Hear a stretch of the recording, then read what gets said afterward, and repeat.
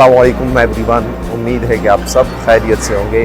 मैं रायमा सिकंदर और आप देख रहे हैं मेरा YouTube चैनल अजमेरी ब्लॉग। तो आज का हमारा सफ़र है वो पहुंच चुका है मुंबई की सरजमीन पर और इंशाअल्लाह अज़्ज़ा वजल हम मुंबई की पूरी ज़ियारत है वो आपको इंशाअल्लाह आज करवाने वाले हैं। वीडियो के साथ जुड़े रहिएगा, पूरी डिटेल्स बताता हूँ।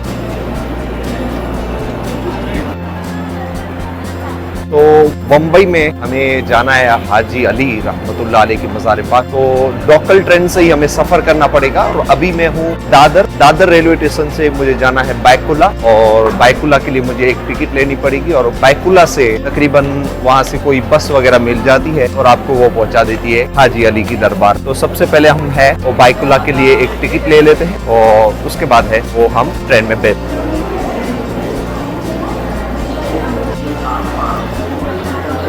तो यहाँ पे आपको 5 रुपये में ही आप बैकुला पहुँच सकते हैं और अभी मैं इसका पेमेंट कर रहा हूँ।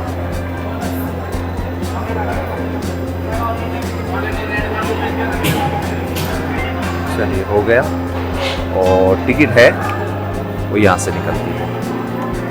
ओके, तो इस भाई ने हमारी हेल्प की, thank you very much sir. Byculla के लिए टिकट है वो एकदम सस्ती मिली, 5 रुपया ही लगा और 5 रुपये में हम पहुंच जाएंगे बैकुला। प्लेटफॉर्म नंबर 9 से हमें बैकुला के लिए लोकल जो है वो मिल जाएगी और उसी में हम बैठने वाले हैं। तो इस प्लेटफॉर्म पे हमारी है वो ट्रेन आने वाली है बैकुला के लिए। तो भाई अभी ट्रेन है थोड़ी लेट है, 5-10 मिनट। खाना भी हमने नहीं खाया और कॉफ़ी है वो सबसे पहले ट्राई कर लेते हैं। और 7 रुपये में कॉफ़ी पड़ी है, सस्ती है कॉफ़ी, वैसे बहुत सस्ती है। चलिए तो जनरल में बैठना पड़ेगा हमें। तो ये देखिए ट्रैफिक भाई जनरल के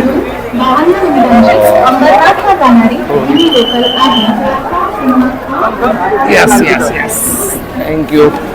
और दौड़ दौड़ के पहुंचना पड़ा।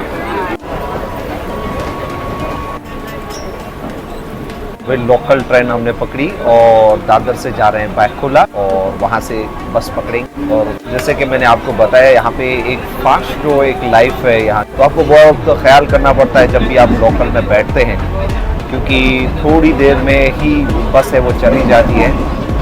ट्रेन वगैरह थोड़ी देर में ही रुकती है और फिर चली जाती है। तो आपको फास्ट है वो बैठना पड़ता है और उसमें रुकना पड़ता है, तकरीबन 30 सेकेंड में ही करना पड़ता है। और मेरे साथ हैं शंकर भाई,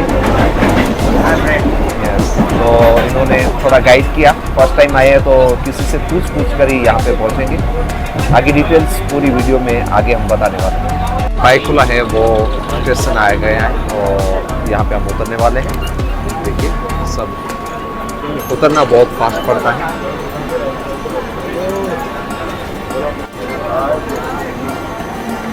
ये तो बैकुला है, हमने यहाँ पे उतर दिया है और बैकुला हम पहुँचाए हैं और यहाँ से हमें कोई बस वगैरह मिल जाएगी जो हाजी अली की मज़ार पर लेके जाएगी। तो आप जब भी मुंबई आते हैं तो आपको इस चीज़ का ख्याल रखना है कि आप जब भी लोकल ट्रेन में अगर आप कहीं पे भी सफ़र करते हैं तो आपको बहुत ही फास्ट है वो ट्रेन में चढ़ना पड़ता है और उतरना पड़ता है। तो इस चीज़ का आप ख्याल रखें जब भी आप यहाँ पे आएँ। तो रेलवे स्टेशन से हमने एग्जिट कर लिया है और बैकुला रेलवे स्टेशन से हम यहाँ से पकड़ेंगे बस और जो बस है हमें हाजी अली लेके जाएगी। तो हम यहाँ से बस के लिए जाने वाले हैं। सर जी हाजी अली जाएगी, ये हाजी अली, ओके चल। तो ये जाएगी बस हाजी अली और इसी में हम बैठने वाले हैं। रेलवे स्टेशन से उतरते ही हमें एक बस मिल गई है और ये जो बस है वो जाने वाली है हाजी अली। और ये बस है वो एकदम एसी बस है, बहुत ही बेहतरीन बस है यहाँ पे। तो तकरीबन 6 रुपये में आप है वो वहाँ पे पहुँच जाएंगे और एकदम सस्ती टिकट। जैसे कि मैंने आपको बताया कि 5 रुपये में हम जो है रेलवे की टिकट लगी और यहाँ से 6 रुपये टिकट है हमें हाजी अली की लगी है। तो बहुत ही सस्ता है मेरे ख्याल से। हाजी अली खुला सर बिल्कुल नहीं है मेरे पास। Thank you sir.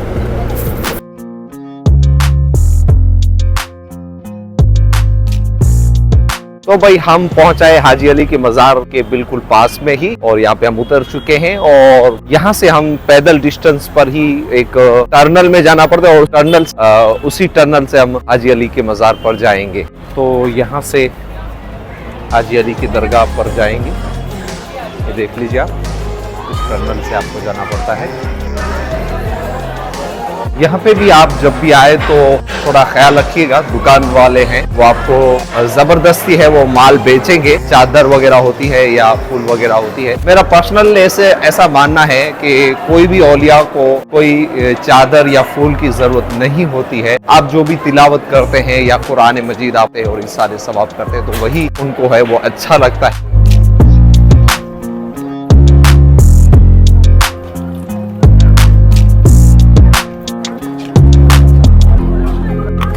तो अभी है हम एग्जैक्ट दरगाह के पास पहुंचाए हैं, और ये जो इसका मेन गेट है उसी गेट के अंदर से हम अंदर एंटर हो रहे हैं। और अंदर आज जो कि संडे है तो बहुत ही ज़्यादा रश आपको यहाँ पे देखने को मिलेगा। तो हाजी अली रहमतुल्लाह अलैह के बारे में थोड़ी सी इंफॉर्मेशन मैं आपको बताता चलूँ। हजरत हाजी अली रहमतुल्लाह अलैह के वालिद का नाम हजरत कबीरुद्दीन है, और आप रहमतुल्लाह अलैह के वालिदा का नाम बीबी ज़ैनब है। आप रहमतुल्लाह अलैह के एक बड़े भाई थे जिनका नाम हजरत मोहम्मद। और आप रहमतुल्लाह अलैह की पैदाइश के बारे में कहा जाता है कि 15 दिसंबर 1429 ईस्वी सना में आप रहमतुल्लाह अलैह की पैदाइश हुई, और इस्लामिक तारीख के मुताबिक 21 रजब 850 सन हिजरी में खारा में आप रहमतुल्लाह अलैह की पैदाइश शरीफ हुई। आप रहमतुल्लाह अलैह के पैदाइश के मुतल्लिक कहा जाता है कि आप पैदाइश हुई, पहले आपके वालिदा को ये बशारत दी गई तो आपका एक फर्जंद है वो इस्लामिक गिरोह का, आपका एक औलाद है वो इंसानों की बहुत ही ज्यादा इस्लाह करेगा। आप रहमतुल्लाह अलैह के तालीम के बारे में कहा जाए तो आप रहमतुल्लाह अलैह ने पूरी तालीम है वो अपने वालिद गिरामी के पास से ली है। आप रहमतुल्लाह अलैह ने पूरी तालीम है वो अपने वालिद गिरामी की जो है सरपरस्ती में की। आप रहमतुल्लाह अलैह की जब उम्र शरीफ 22 साल की हुई तब आप रहमतुल्लाह अलैह के वालिद गिरामी का इंतकाल हो गया। आप रहमतुल्लाह अलैह की एक करामत शहर बुखारा में बहुत ही ज्यादा मशहूर और मारूफ। आप रहमतुल्लाह अलैह एक जगह पर इबादत कर रहे थे और अचानक एक औरत की आवाज, चीखने की आवाज। आप रहमतुल्लाह अलैह ने उनसे पूछा कि आप क्यों रो रही हैं? तो आप रहमतुल्लाह अलैह को कहने लगी कि मेरा तेल है वो जमीन पर गिर गया है, और मेरा जो खावंद है वो बहुत ही जालिम है, नहीं मेरे पास इतने पैसे के दूसरी बार मैं लेके आऊं, और अब मैं क्या करूं? तो आप रहमतुल्लाह अलैह की यह करामत जाहिर हुई कि हजरत हाजी अली रहमतुल्लाह अलैह ने उस जमीन में से उस तेल को निकाल कर उस बुरी औरत को दे दिया। आप रहमतुल्लाह अलैह भारत यानी कि हिंदुस्तान कैसे तशरीफ लाए? आप रहमतुल्लाह अलैह के बारे में ये कहा जाता है कि आपके वालिदा को ये खबर हुई कि मुल्क हिंदुस्तान में मजहब के नाम पर आपसी बैर जैर और बहुत सारी नफरत आपस में बढ़ी हुई है। तो आपकी वालिदा ने आप रहमतुल्लाह अलैह और आपके भाई दोनों को हुक्म दिया कि वह आप हिंदुस्तान की सरजमीन पर जाएं और वहाँ पे मजहब, दीन और इंसानियत का सबक है वो सुनाए। बस आप रहमतुल्लाह अलैह ने बस अपने वालिदा का ये हुक्म सुनकर आप हिंदुस्तान तशरीफ ले आए। और हिंदुस्तान जब आपके भाई और आप यहाँ पे पहुँचे तो आपके भाई ने कहा कि मुझे ये बशारत हुई है कि मैं वापस बुखारा चला जाऊं और आपको मैं हिंदुस्तान छोड़ के जाऊं। हजरत हाजी अली रहमतुल्लाह अलैह ने कहा कि मुझे भी ये बशारत हुई है कि मैं यहीं पे रहूं और आप हैं वापस बुखारा चले जाए। तो इस तरह से हजरत हाजी अली रहमतुल्लाह अलैह वो हिंदुस्तान की सरजमीन पर ले आए। आप रहमतुल्लाह अलैह कहा यह जाता है कि आप रहमतुल्लाह अलैह हमेशा समंदर के बीच में एक टापू जैसी एक जगह थी, वहाँ पे इबादत और रियाजत किया करते थे और इंसान को इंसान बनने की तरगीब है वो दिलाया करते थे। बहुत सारे खस्ता हाल, परेशान हाल आप रहमतुल्लाह अलैह के दरबार पर आते और अपनी परेशानियां जाहिर करते और आप रहमतुल्लाह अलैह उनके लिए दुआ मांगते और उनकी परेशानियां दूर हो जाती। यूं आपका जो मशहूर और मारूफ नाम हो गया समंदर के बादशाह या समंदर के औलिया। आप रहमतुल्लाह अलैह ने मुख्तसर 85 साल की उम्र है वो आपने जिंदगी बशर की। कहा यह जाता है कि आपने अपने आखिरी वक्त में हज का इरादा किया और हज करने के बाद जब हुजूर सल्लल्लाहु ताला अलैहि वसल्लम की बारगाह बिकशपना के अंदर पहुंचे तो आप रहमतुल्लाह अलैह को ये बशारत हुई कि वो आपका जिस्म मुकद्दस है वो हिंदुस्तान के सरजमीन पर रहेगा। जब आप रहमतुल्लाह अलैह वापस आ रहे थे और आपकी जो है तबीयत थोड़ी नासाज हुई और आप रहमतुल्लाह अलैह पर मौत तारीख हुई, उससे पहले हजरत हाजी अली रहमतुल्लाह अलैह ने अपने मुरीदीन से कहा कि जब मेरी मौत आ जाए तो मेरे जिस्म को समंदर के हवाले कर दीजिएगा। कहा यह जाता है कि आपके इंतकाल के बाद आपके जिस्म को है वो समंदर के हवाले कर दिया और वहां से बहुत सारे जिन्नात वगैरह ने आप रहमतुल्लाह अलैह का जिस्म उठाकर आज जहां पे आपकी मज़ार पाक है वहां पे रख दिया और यहाँ पे आज भी उनकी मज़ार पाक मौजूद है। तो आज का वीडियो है वो हम यहीं पे खत्म करते हैं। आज हमारा डे 1 है मुंबई के अंदर। इंशाल्लाह 3 दिन और रहने वाला है। इंशाल्लाह पूरी डिटेल्स इंशाल्लाह नए वीडियो के साथ इंशाल्लाह आपको मिलती रहेगी। चैनल को सब्सक्राइब नहीं किया है तो सब्सक्राइब ज़रूर कर दें और ये अगर वीडियो आपको अच्छा लगा तो आपके दोस्त अजीज़ अकारिब के साथ शेयर भी ज़रूर कर दें। अस्सलाम वालेकुम।